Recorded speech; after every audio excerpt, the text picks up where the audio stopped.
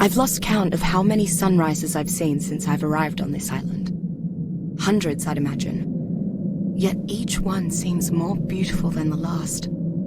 Sometimes, I like to take Athena out just before dawn and watch it while flying through the morning sky. It's in these simple moments that I realize just how lucky I am. Not that I was unhappy exploring the reefs and rainforests back in Oz, but I wasn't ever going to spot a Bronto stomping around the outback, was I? Since I got here, I've had the opportunity to study creatures that no other biologist has even witnessed. I'll always be grateful for that.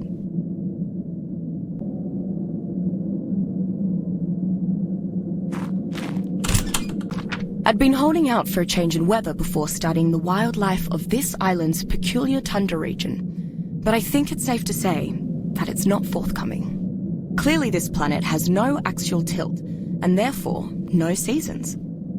That ice and snow isn't melting anytime soon. Can't say I'm happy about it. The cold and I are not the best of mates, I can tell you that. But I'll just have to suck it up. The climate during the Jurassic and Cretaceous periods that many of this island's creatures hail from was fairly uniform, so an Arctic region is quite the oddity. It'd be plain stubborn of me not to have a look around.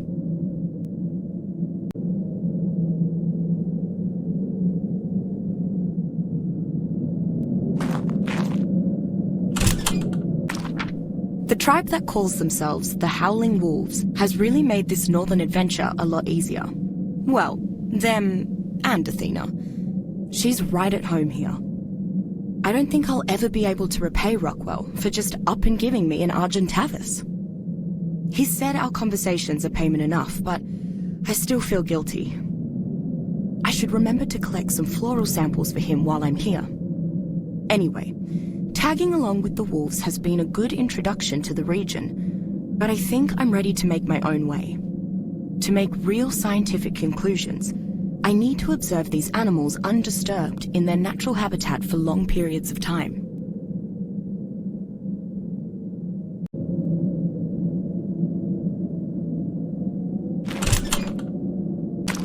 What a day. There I am, putting the finishing touches on the mammoth dossier, when all of a sudden, a Tyrannosaurus starts attacking the herd. Struth! A Tyrannosaurus wading through the bloody snow? I asked the Howling Wolves at the nearest camp, and apparently, this is a common thing. They're not new to the region. It just doesn't make sense. How can a Tyrannosaurus survive in this climate? And how can the introduction of an apex predator not shift the entire ecosystem?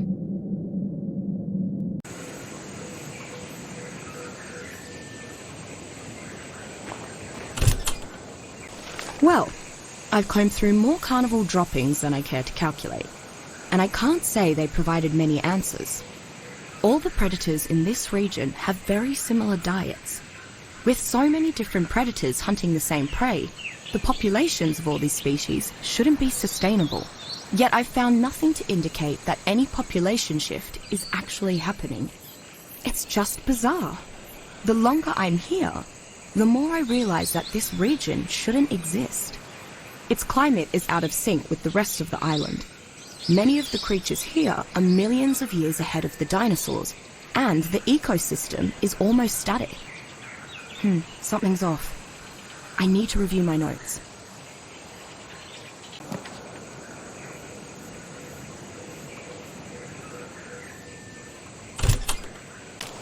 Helena, you're a dipstick. Going through my notes, I've realized that there are more predators than prey across this entire island by almost double. That's the opposite of how any ecosystem is supposed to work. I can't believe it took a Tyrannosaurus frolicking through the snow for me to see this. It's plain as day. What to make of it? Add in the human factor, and it's impossible for this island to continue as it is by natural means. So, what? Is this island's wildlife being monitored and curated somehow? I should speak with Rockwell. Maybe he's come to a similar conclusion.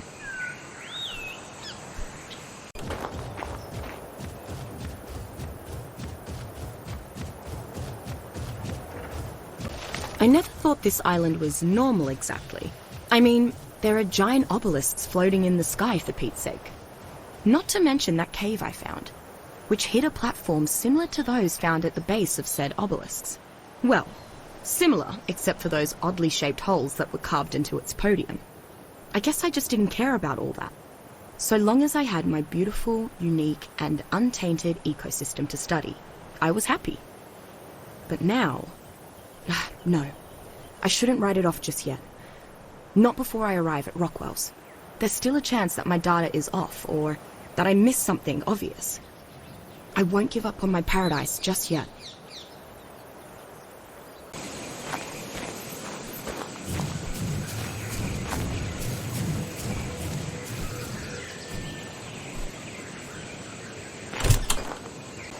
I really need to visit Rockwell more. It's so energizing to be around someone of his experience that still has so much excitement for his work.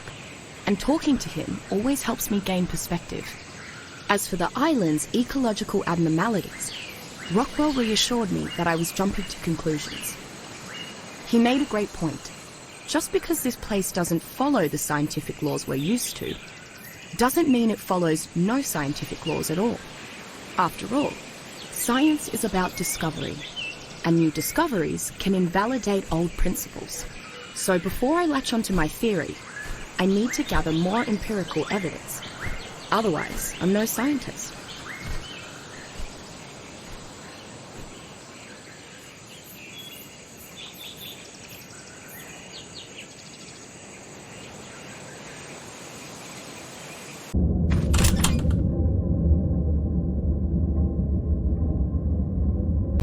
On Rockwell's recommendation, I've headed south to start an in-depth study of the island's marine life with the help of a tribe called the Painted Sharks. Because the ecosystem of the ocean that surrounds the island is separate from the ecosystem on the mainland, correlating patterns between them might help me isolate and understand this island's scientific abnormalities. Also, after freezing my ass off for so long, I could really use an extended stay on a tropical island. Marine biology was never my strongest field, but I do love the ocean. If nothing else, it should be beautiful there.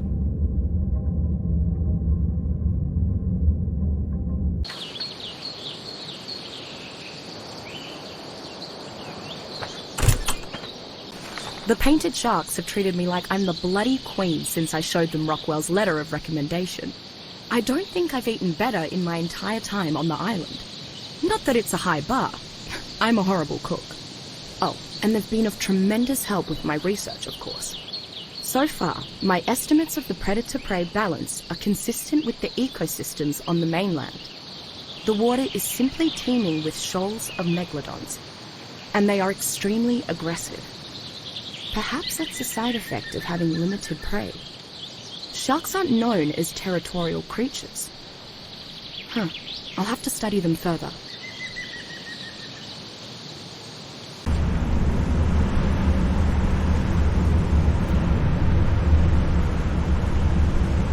Still no answers as to why the megalodons are so territorial.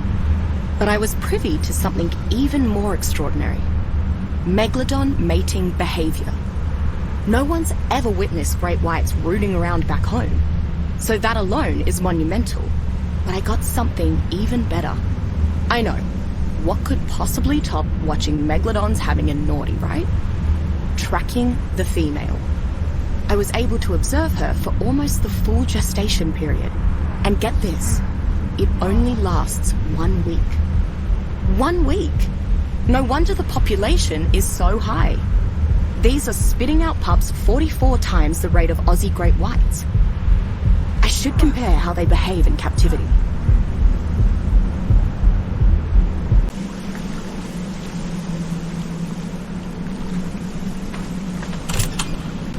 So in addition to all of the oddities I've found with wild megalodons, here's the real cherry on top.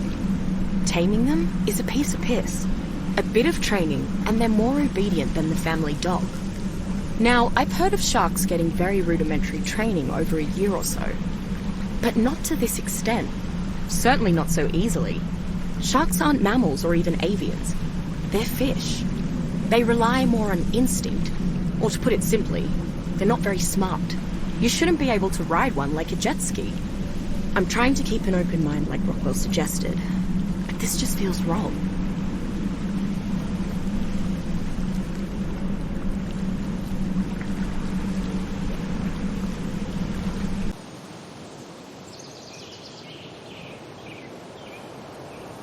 Well, this seals it.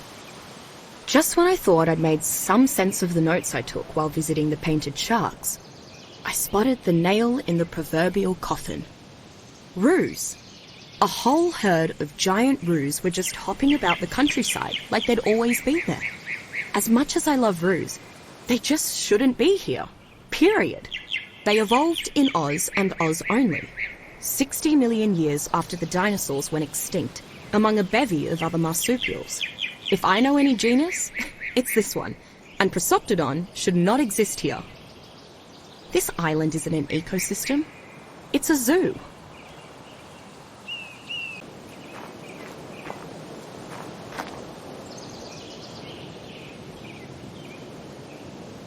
Not too long ago, I thought this place was a far-off utopia where I could study all the world's lost wonders.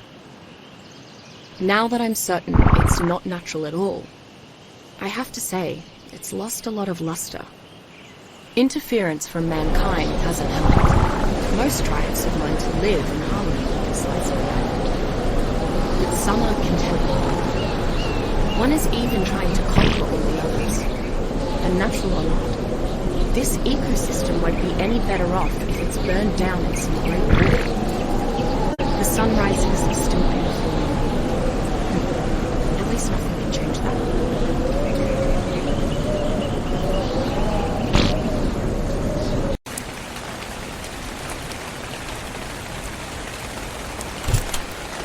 Of all the abnormalities that I've observed, the tamed megalodons stick out to me.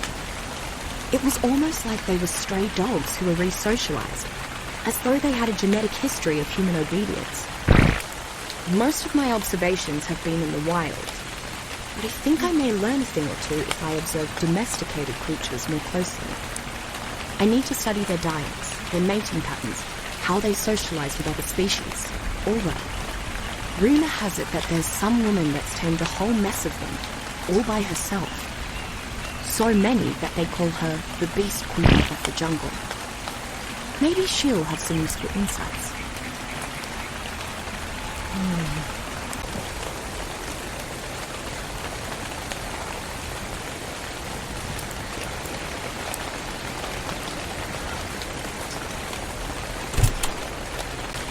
I suppose it was a bit naive of me to think that someone with the moniker of Beast Queen would roll out the red carpet. I guess I got used to all of the friendly treatment that being an associate of Rockwell's earned me. Well, she did let me stay at least. And she hasn't instructed her dinosaurs to kill me yet, so that's a positive. Not that she'd really need the dinosaurs. If that glare of hers gets any more intense, I'll probably just burst into flames on the spot. Struth, I hope she eases up. Sifting through raptor excrement with someone watching is harder than you might think.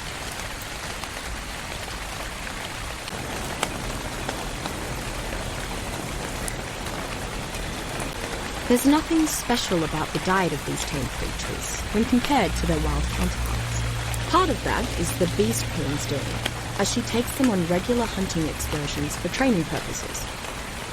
Curiously, they never have to range too far. There is an abundance of prey nearby, despite the size of her pack. That this is held true, regardless of her domesticated creature's remarkable birth and growth rates, makes it even more unusual.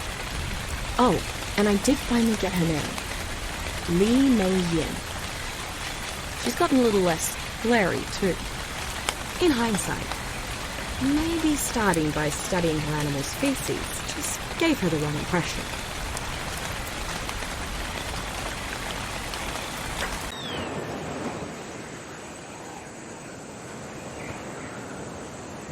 The most interesting thing that I've observed about Mei Yin's animals has been what they don't do. They never fight.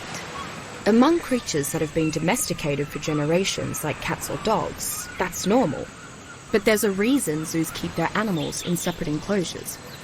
Certain instincts are hard to curb, and there should definitely be more disputes among such a diverse group. Mei Yin has even integrated a herd of herbivores into her army, as their thick hides have proven resistant to fire and explosives. Yet despite being surrounded by carnivores, they remain untouched. It doesn't make sense. That's not to take anything away from Mei Yin. She works hard to treat and train her animals well. She's not bad company either.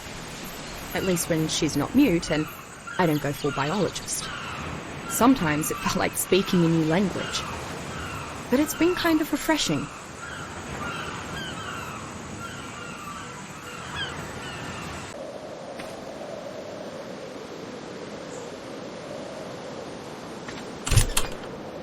After going over my notes from Mei Yin's camp, I've concluded that the animals on this island are not only used to humans, but used to captivity. Even with their accelerated growth rates, their behavior indicates that they have been regularly domesticated, for decades at least. Otherwise, they'd never obey the whims of mankind so easily. With that in mind, I believe that my theory about this island being curated is back in play. In fact, it's possible that not only are animal populations being controlled, but that the animals themselves are genetically modified. However, before I bring this to Rockwell, there's one more rumor that I want to confirm.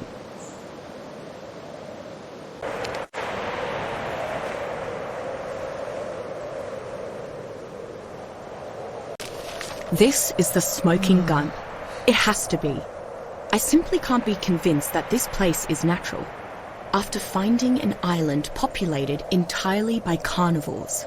Even if they fed off each other, which is awfully dubious given that carnivore meat is much more likely to carry harmful parasites than herbivore meat. The landmass is so small and their population is so dense that they could never maintain it. Yet there it is, hidden away off the northeast coast of the island. Someone would have to put them there on purpose. There's no way that Rockwell can deny my theory now.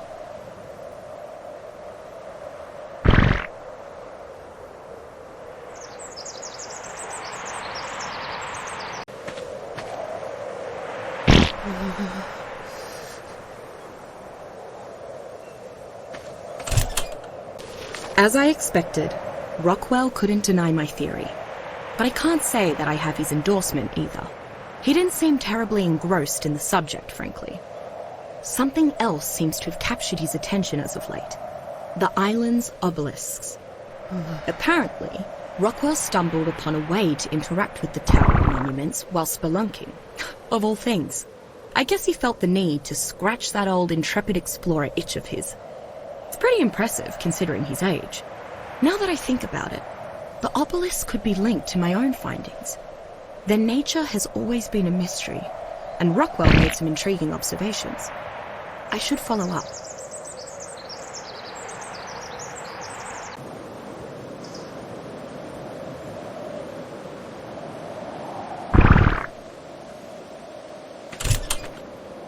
Though I've been received by the Iron Brotherhood, they didn't seem very pleased to see me, especially when I mentioned Rockwell.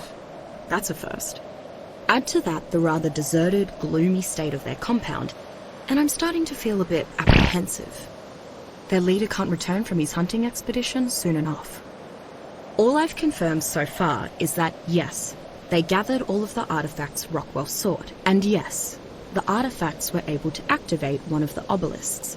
You'd think they'd be celebrating such a monumental discovery, but it's just killjoys as far as the eye can see. Go figure.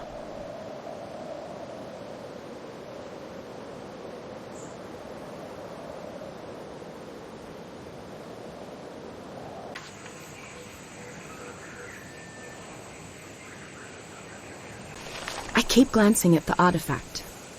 I understand why the Iron Brotherhood's leader didn't want it. Since it has no apparent use, all it does is remind him of the tribesmen who died seizing it from that giant spider. Can it really be useless, though? They described the artifacts that activated the obelisks as looking similar to it, so I headed to the nearest obelisk to see if I could get a response. No luck. maybe it activates something else. Of course, the platform in the cave. It's a long shot, but it's the only thing I can think of that's similar to the obelisks. Definitely worth a try.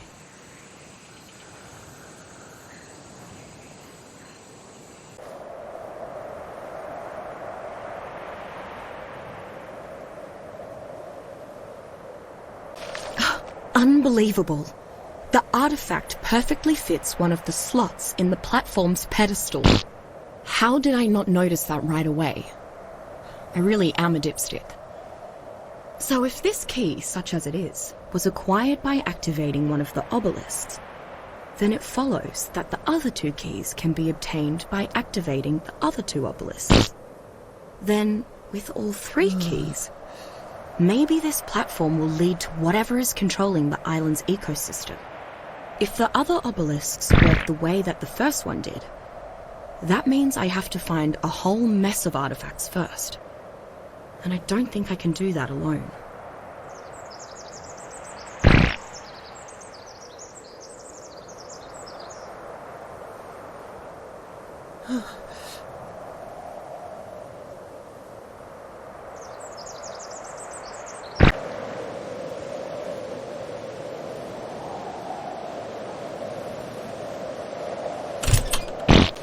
Well, the Howling Wolves are quickly tracking down the artifacts. But after hearing about what happened to the Iron Brotherhood, that's as far as they'll go. It's understandable, but it leaves me in a tight spot. If a giant spider and I get in a scrap, the spider's winning for sure. Even with Athena on my side, I prefer to avoid danger, not confront it. My aim's piss poor, and I've got fists like marshmallows. If I want a fair go at actually surviving whatever happens when the obelisk activates, I'll need backup. Negotiation notes. Don't mention feces. Don't look directly at the glare. Bring chili. Unburned.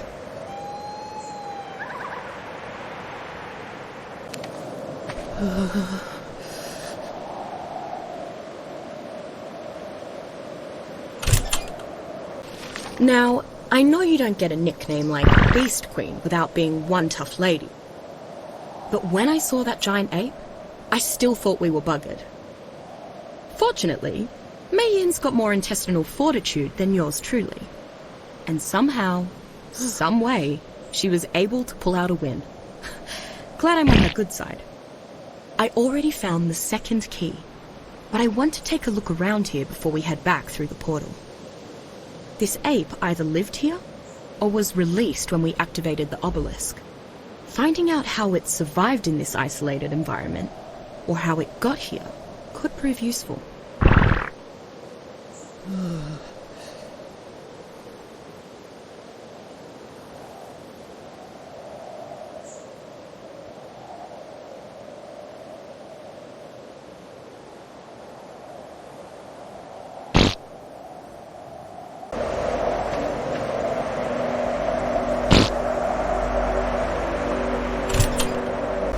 So these are the conquerors that I heard about way back when. Not a great first impression. Mei Yin and I weren't quite mates. But watching her creatures get slaughtered like that certainly wasn't pleasant. I'm not a fan of the prisoner lifestyle either. The leader introduced himself as Gaius Marcellus Nerva, and he's not a complete buffet, I'll give him that. He let me keep my personal effects, and our conversations have been civil so far. I get the feeling that'll change if I don't cooperate, though. Not that I have much choice. They already took the keys. The only way I'm seeing this through is as a guest of the new Legion.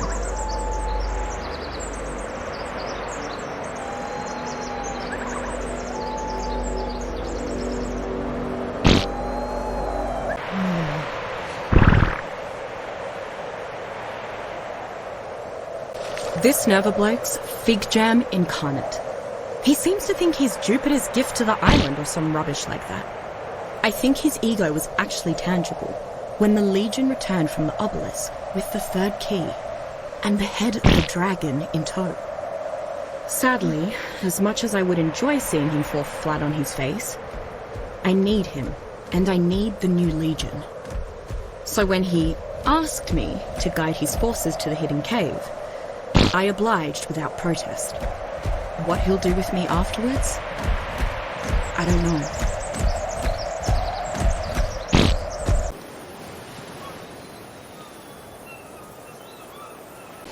When Nerva and his band return from the cave, they'll decide my fate. So this may be my final chance to reflect. I may as well take advantage of it. I realize that had I just ignored the signs and accepted this paradise at face value, I'd still be happy and free. Would that have been better? I don't think so. After a lot of thought, I've decided that I'd rather die seeking the truth than living in an illusion. That, as Rockwell would say, is the path of a true scientist. Not that I'm Galileo battling the church or anything, but hey, it's something to hold on to.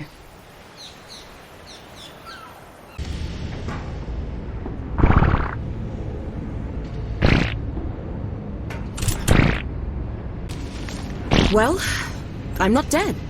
And as it turns out, neither was Mei Yin. In fact, it was her who freed me and insisted we follow Nerva through the portal in the cave. A horrifying scene awaited us. All of Nerva's men lay dead amongst the shards of a mysterious metal, but Nerva's body was missing. Forgetting my present company, I suggested a peaceful approach if we encountered him. That earned me one hell of a knockout punch. When I came to, I searched the whole station, but the only signs of Mei Yin and Nerva were a few ounces of dried blood. No bodies, and no victim. There, floating outside the window and surrounded by machinery, was the very island that I had been living on. And it too was orbiting high above the Earth along with countless other stations just like it. The ecosystem on the island wasn't just curated. It was completely artificial from the ground up. What in the hell is all of this? Why would anyone construct it, and how could they have possibly kept it hidden from the world? I don't have the answers to any of these questions, or the dozens of others that keep popping into my head. But somehow, I mean to find out. Somehow, I'll find the truth.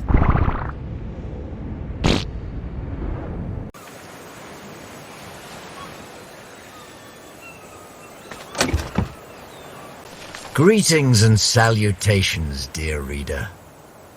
If these words are gracing your eyes, then you have had the good fortune to find the journal of Sir Edmund Rockwell, stupendous scholar, gallant gentleman, and explorer extraordinaire.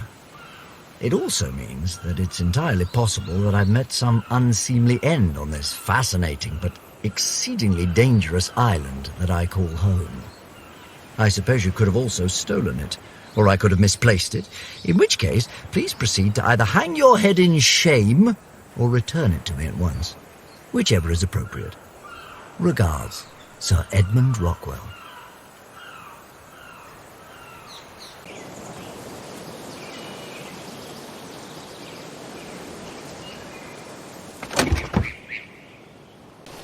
The wondrous properties of the flora on this island will never cease to amaze me.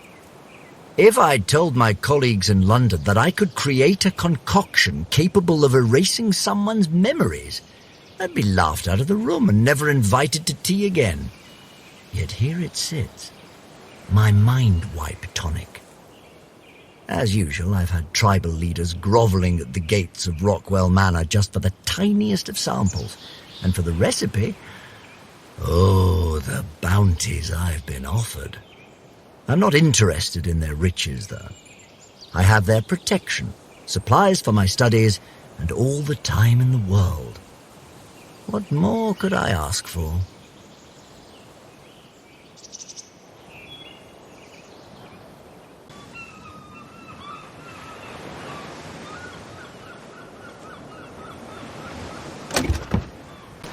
These tribal negotiations give me a headache every time.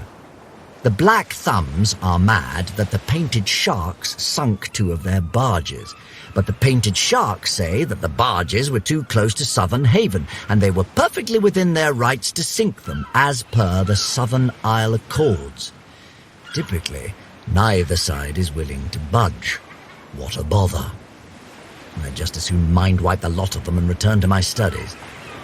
Alas, such is the fate of the island's most respected neutral entity. At least the Painted Sharks brought some fresh fish. Perhaps I'll side with them.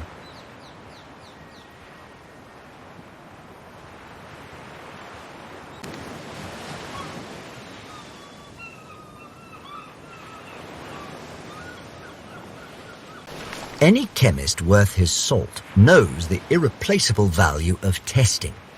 Until a tonic has been rigorously tested, it is less useful than water.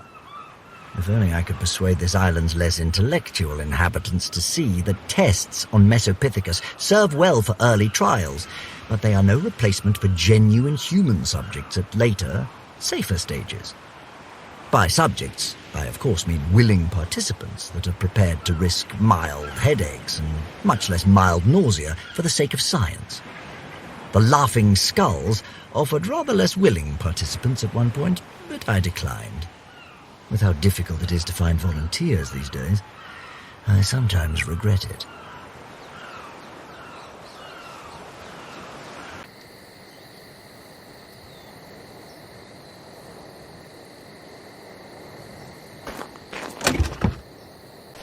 Miss Walker's impromptu visits are always an unexpected pleasure. After that headache with the sharks and Blackfoots, a lively tea-time discussion about the abnormalities of the Ark's ecosystem was precisely what I needed. Thank goodness I've managed to find an intellectual colleague that shares my love for the sciences. It saddens me to think that Miss Walker's charming colonial accent would keep her out of the more prestigious institutions and societies back home. Another of the Ark's wonders, it is a true meritocracy, unlike any in the modern world. If Miss Walker and I could find and cultivate more minds like ourselves, we could create a true scientific utopia.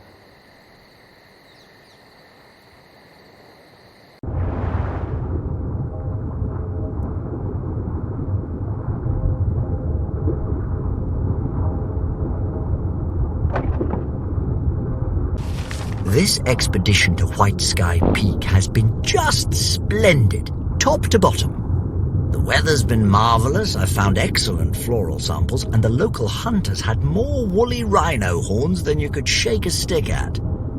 I even managed to find volunteers for my latest experiment. It turns out that it was simply a matter of linguistics. Those who are wary of experimental potions are much more receptive to experimental food. Once my endothermic paste was rechristened Freer Curry, people were clamoring to test it. It has moderate nutritional value, so it's not technically a deception. It's just favorable language in the name of progress, that's all. Perfectly moral.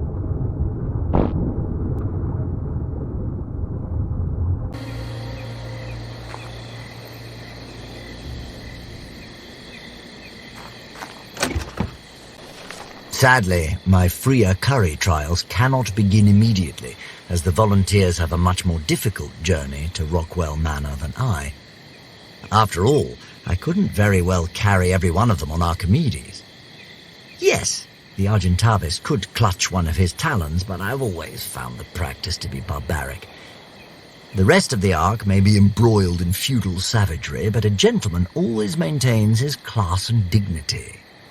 At any rate, I must have my assistants renovate the guest compound. Naturally, I would never let strangers into the manor proper, but there's no reason their stay should not reflect my civilized standards.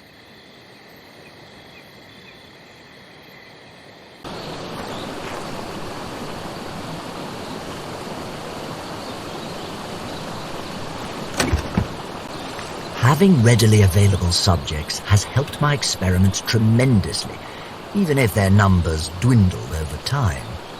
Not only was I able to curb the side effects of my Freer Curry's endothermic properties, but I managed to bring out an additional benefit of the mixture. Now it also lowers the subject's metabolism, letting them go longer without needing food. Marvelous! I hadn't even considered that as a possibility. Why, with all I've learned from these experiments, I imagine that I could reverse the effects of the curry and create a concoction to aid survival in extreme heat as well.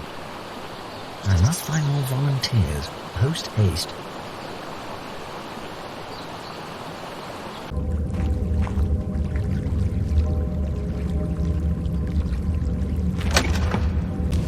I decided to seek out volunteers for my next experiment among the island's larger tribes.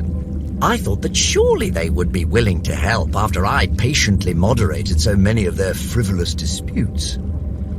How idealistic of me. Instead, they have yet another favor to ask. Apparently, there's a new tribe that's behaving rather aggressively, and no one can successfully negotiate with its leader. So naturally, they have turned to me.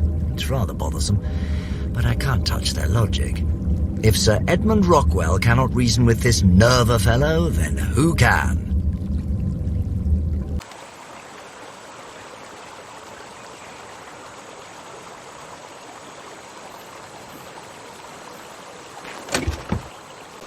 Well, I found the report on Mr. Nerva to be rather exaggerated, and as an Englishman, one might imagine that I'd view Roman leadership with some disdain.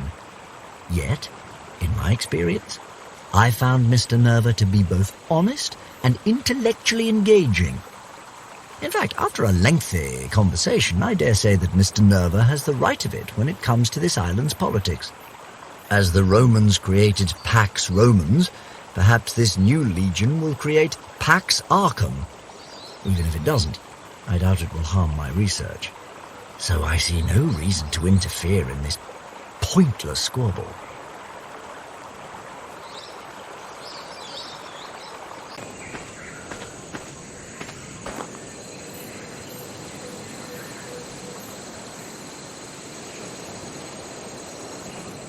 How can these tribal leaders be so short-sighted?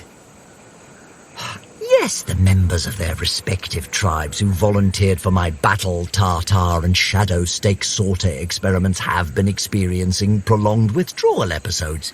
But can't they see that the benefits outweigh the costs? I create mixtures that can bring out superhuman strength, speed, and coordination in ordinary men, and they can only focus on the negatives. Simple-minded, the lot of them. They even banned their members from partaking in my experiments now. Ridiculous. I'll not let them stand in the way of human progress. They may not understand the importance of my work, but surely my assistants do.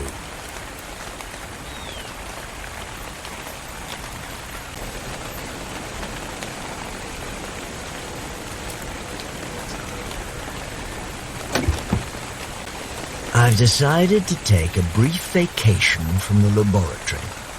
Well, I say that I've decided to, but the whole thing was my assistant Isabel's idea. She noticed that I'd been quite ruffled lately and suggested that I take a bit of time to myself before rushing headlong into my next experiment.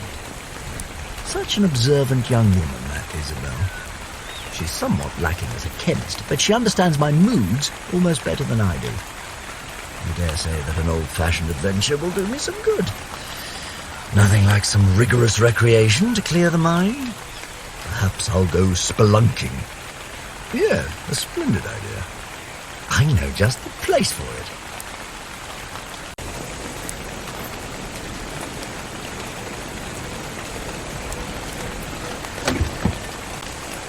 Remarkable.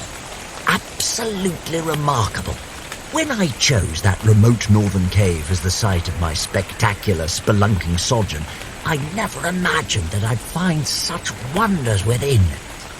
Granted, I don't know what this specific wonder does exactly, but it's fascinating to examine. It's like nothing I've ever seen. I don't even recognize the materials that it's composed of, and it's constantly pulsing with some sort of latent energy. What is it? Is it unique? Or are there similar artifacts just waiting to be discovered beneath the island's surface? My, How invigorating. Isabel was right. This was exactly what I needed. I feel like a young man again.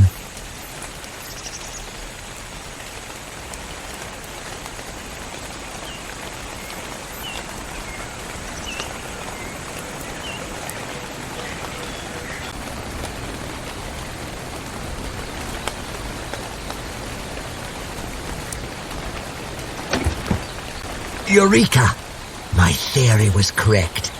The small podium at the base of the obelisk is definitely responding to the artifact's proximity and vice versa. Honestly, I feel foolish for not attempting this sooner. The stylistic similarities between the artifacts and the obelisks floating above the island seem so obvious to me now. Clearly, they were created within the same culture and era.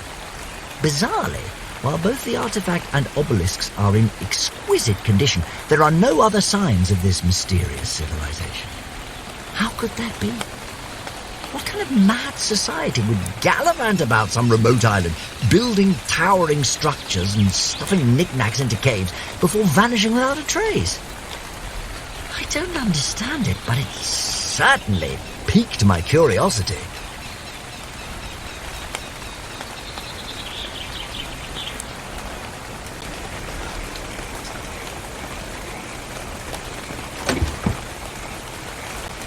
Well, I think I've gotten as far in my studies of the obelisks as my archaeological expertise will take me. A shame, really. This has been such a joyous little diversion, and I hate to see it end. Ah, Rockwell, you old twit.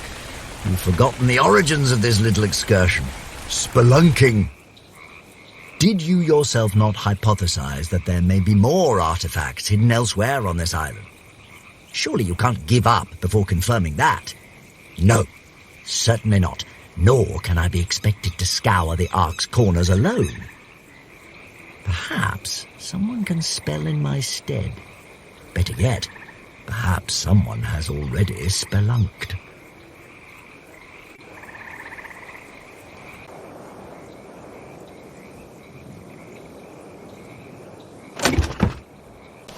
After many days of scouring the island upon Archimedes, and many more fruitless conversations with the witless, savage sods that seem to make up most of this island's population, I have finally found the spelunkers I need.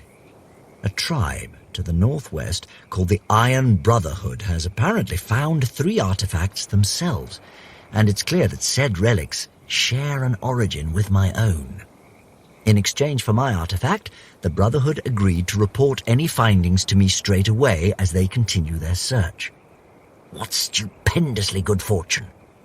Now I can return to my alchemical studies with renewed vigor, while they crawl through the island's caverns in my stead. Brilliant!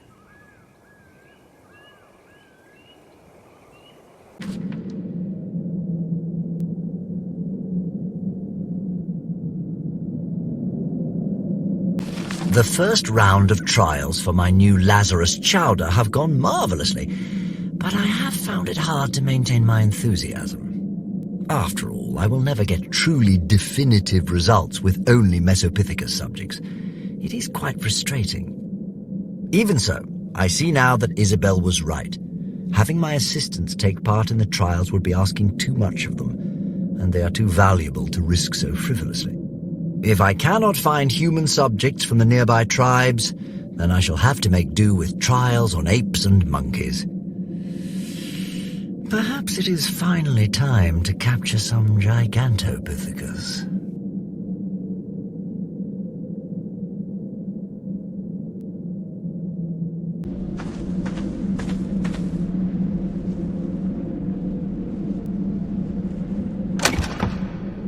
I admit there are times when it is useful to live among simpletons. For example, I was able to trade several gallons of my Lazarus chowder to a group of hunters in exchange for an entire contingent of tamed Gigantopithecus, and they never questioned whether it had been tested on humans yet. Well, I suppose if they return with another batch of apes, then I'll know that Lazarus chowder doesn't cause asphyxiation, won't I? It's not exactly a conclusive scientific trial, but I suppose it will serve. Unfortunately, all these primitive primates have given Rockwell Manor quite the pungent odor. Isabel said she is working on some sort of air freshener, but I hope she makes haste.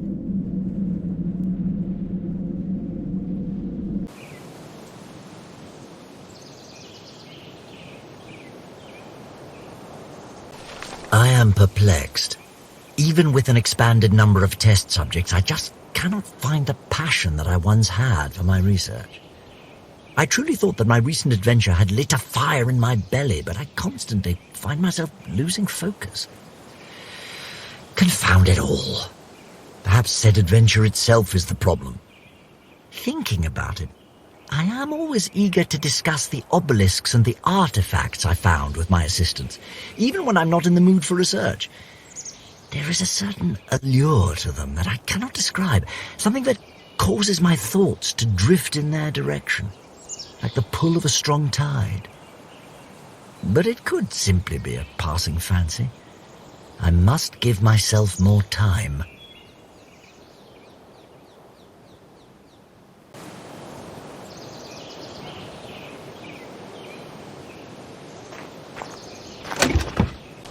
I was ever so glad to see Miss Walker again.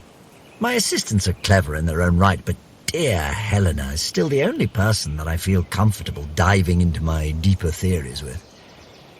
I fear that I may have kept her from getting a word in edgewise, though. Once I got going on the obelisks, why, I just couldn't contain my enthusiasm. My word, I really have become quite enamored with the subject, haven't I? Well, that settles it. After this next set of trials, I shall go check on the Iron Brotherhood's progress. Perhaps I can convince Miss Walker to join me. We could make a real scientific expedition out of it.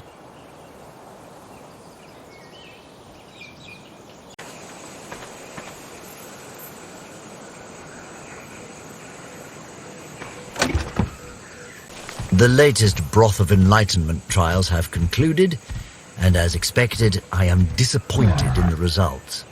Though the primates I tested it on showed increased aptitude for learning, I do not believe any of them have truly ascended to a higher level of intelligence. Well, bugger the little blighters, I say. My assistants have almost finished preparing my supplies for my next expedition, and I have drafted a letter to send to the Iron Brotherhood ahead of my departure. Soon enough, I'll have forgotten all about them. Pardon the interruption, it seems that I have a guest. Now, just what is Mr. Nerva doing here? I suppose I'll find out.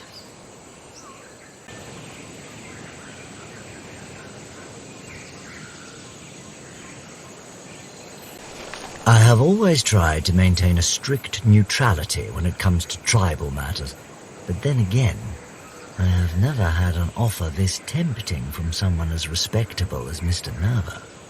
Not only has he offered to provide me with test subjects, but he has also expressed a mutual interest in investigating the obelisks. All he asks from me is that I provide him with reliable counsel. I would trust few tribes to be able to make good on such promises, but Mr. Nerva's new legion is perhaps the most powerful tribe on the island. Indeed, if they maintain their current trajectory, they may be the only powerful tribe on the island. His offer is worth considering, at the very least.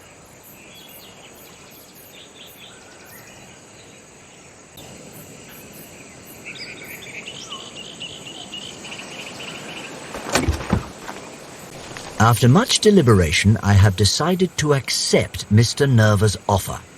True, the new legion is not beloved by many other tribes, but was Charlemagne beloved by his enemies? If my studies are to continue, I must be on the right side of history. As part of our agreement, I will need to travel with Mr. Nerva for a time and wait to study the obelisks until the new legion has taken care of some smaller matters of foreign policy. As such, I have left Rockwell Manor in Isabel's charge. She will take excellent care of it, I'm sure. Well then, on to new frontiers. Excelsior!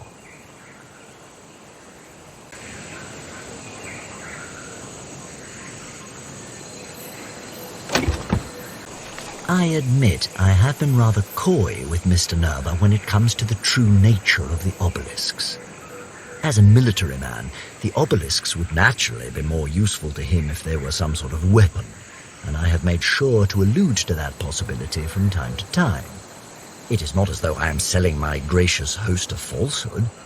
After all, I have neither any proof that the obelisks could be weaponized nor any evidence to the contrary. Their purpose is entirely theoretical at this stage, and if twisting those theories will convince Mr. Nerva to march on the obelisks any sooner, then so be it.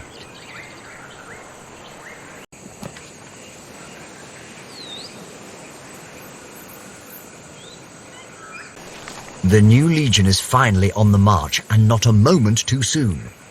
Mr. Nerva runs his tribe exceptionally well, but their compound is positively Spartan. I don't think I saw a single piece of decor anywhere. It certainly made me miss the comforts of Rockwell Manor, I'll say that. At any rate, we are apparently in pursuit of a barbaric beast queen. According to the men, she feasts on the flesh of her enemies alongside her army of monsters. Dreadful. Mr. Nerva is convinced that she is heading towards an obelisk, but I see no cause for alarm. No mere heathen could hope to uncover its secrets, and certainly not alone.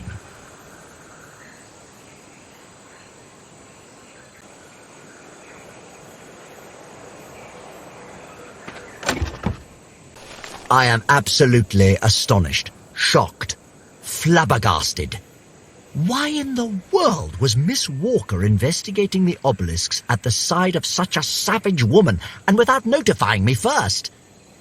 Was she intending to discover their secrets behind my back and keep them all to herself? The nerve! The audacity! And after I treated her with such respect and civility, well, unfortunately for her, Sir Edmund Rockwell is always one step ahead of his rivals. Thanks to my partnership with Mr. Nerva, I can combine what scraps of knowledge she has on the obelisks with my own findings, and she'll be none the wiser. Why? Since she is confined to a cage, I can keep my presence concealed from her altogether.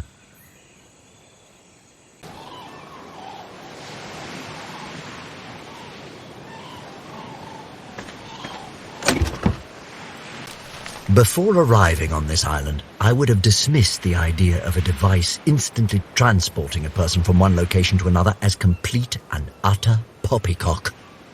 Yet, that appears exactly what the strange platforms beneath the obelisks are capable of doing.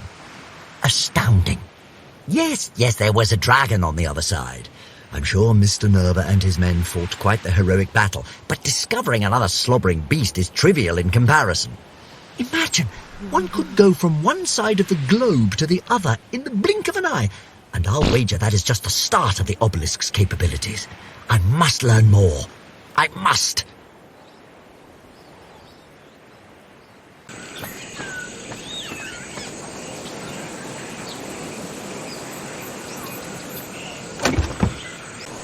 I am starting to become quite cross with Mr. Nerva's impatience.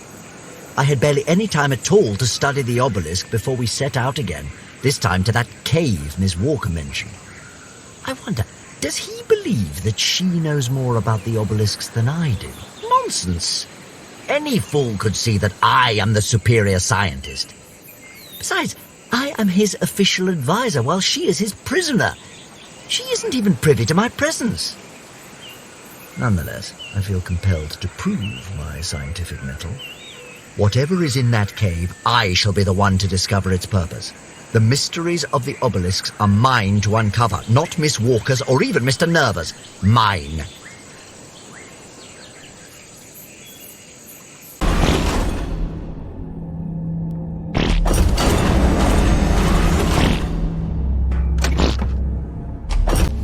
In all my life, I have never seen so magnificent a sight.